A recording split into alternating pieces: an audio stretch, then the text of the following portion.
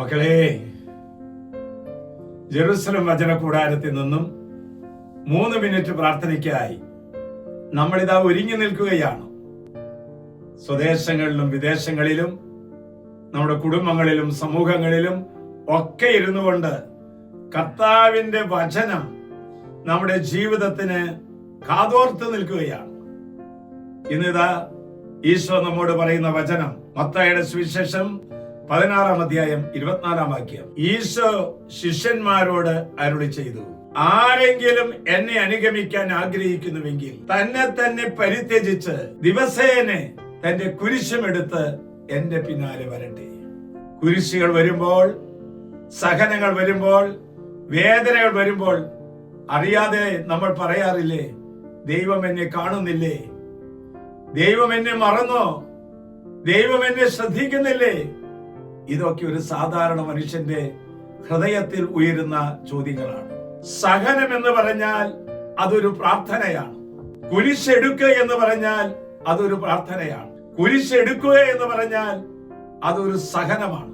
കുരിശെടുക്കുക എന്ന് പറഞ്ഞാൽ അത് പങ്കുവെക്കുകയാണ്. പ്രാർത്ഥിക്കാനും സഹിക്കാനും പങ്കുവെക്കാനും ദൈവം തരുന്ന അവസരങ്ങളാണ് നമുക്കുണ്ടാകുന്ന ഓരോ കുരിശുകളും. ഓരോ കുരിശിനകത്തും ഓരോ സഹനത്തിനകത്തും ദൈവസ്നേഹത്തിന്റെ മാധുര്യം നിറച്ചു വെച്ചിട്ടുണ്ട് എന്ന കാര്യം നമ്മൾ മറന്നു പോകരുത്. ചില വ്യക്തികൾ തങ്ങളുടെ ജീവിത അനുഭവങ്ങളുമായി ദൈവസ്നേഹത്തിന്റെ മധുരവുമായി ഇതാ കടന്നു വരികയാണ്. എൻ്റെ പേര് ജോസ്, സ്ഥലം കൊരട്ടി. പട്ടത്തച്ഛൻ്റെ പ്രയർ ലൈൻ എല്ലാ ദിവസവും കാണുന്നു, കേൾക്കുന്നു. അത് മറ്റുള്ളവരിലേക്ക്, ഒരുപാട് പേരിലേക്ക് ഷെയർ ചെയ്യുന്നു. അതൊരു വളരെ സന്തോഷം നിറഞ്ഞതാണ്.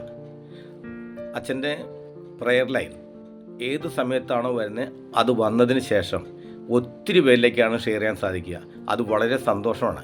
മറ്റുള്ളവരിലേക്ക് ദിവസവും സുവിശേഷ വചനങ്ങൾ എത്തിച്ചു കൊടുക്കുക എന്നുള്ളത്. അതുവഴി എനിക്കും എൻ്റെ മനസ്സിനും ആത്മാവിനും വളരെയധികം സന്തോഷവും സമാധാനവും ആശ്വാസം തരുന്നു. അത് രാത്രികാലങ്ങളിൽ കൂടിയാണ്. അതെൻ്റെ കുടുംബത്തിനും വളരെ സൗഖ്യങ്ങൾ തരുന്നതാണ്. ആശ്വാസപ്രദമായ രാത്രി, പ്രതീക്ഷാ നിർഭരമായ പ്രഭാതം, സൽപ്രവൃത്തികൾ നിറഞ്ഞ ദിവസം നൽകി അവിടുന്ന് നമ്മെ എല്ലാവരെയും അനുഗ്രഹിക്കട്ടെ.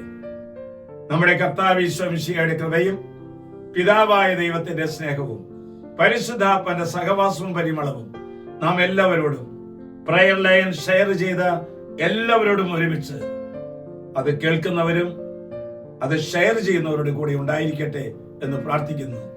ഇപ്പോഴും എപ്പോഴും എന്നേക്കും. ആമേൻ.